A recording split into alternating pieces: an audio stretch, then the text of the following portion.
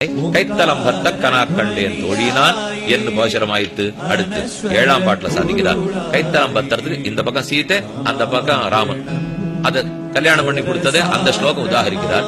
இயம் சீதா மம சுதா சகதர்மச்சரி தவ பிரதீட்சையே நாம் பத்ரத்தே பாணிம் கிருணீஸ்வ பாணினம்.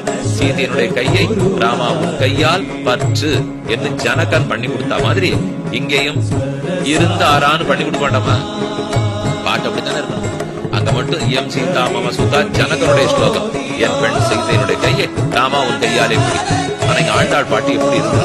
பெரியாழ்வார் இருக்கிறார். இயம் கோதா மம சுதா சகதர்ம சரித்தவ பிரதீட்சையே நாம் பத்திரந்தே பாணி கிருணீஸ்வ பாணினான்னு சொல்லி கண்ணன் ஆமாமா பெரியாழ்வார் பண்ண கொடுத்து போறாரு. பிடிச்சு கையை எடுத்துன்னு வந்து கையை பிடிக்கணும் இல்லையோ? பாட்டுல ஒண்ணுமே இல்லை. மைத்துனன் நம்பி மதுசூதன் வந்தன்னை கைத்தலம் பத்தார். இப்படி ராமாயணத்துல அப்படி இல்லையென்னால் அங்க ராமன் கொஞ்சம் நிதானம். அதெல்லாம் இங்க கண்ணனுக்கு கிடையாது. இது அப்பா சொல்லித்தான் பண்ணணும்னா என்னை கல்யாணம் பண்ணிக்கிறதுன்னு வந்துருவாரு. ஆனா அவரோ அப்பா சொன்னா தான் பண்ணிப்பார். என்ன சீத்தை சாபத்தை முடிச்சுட்டார், சிவதனுஷ முடிச்சுட்டார் ராமன்.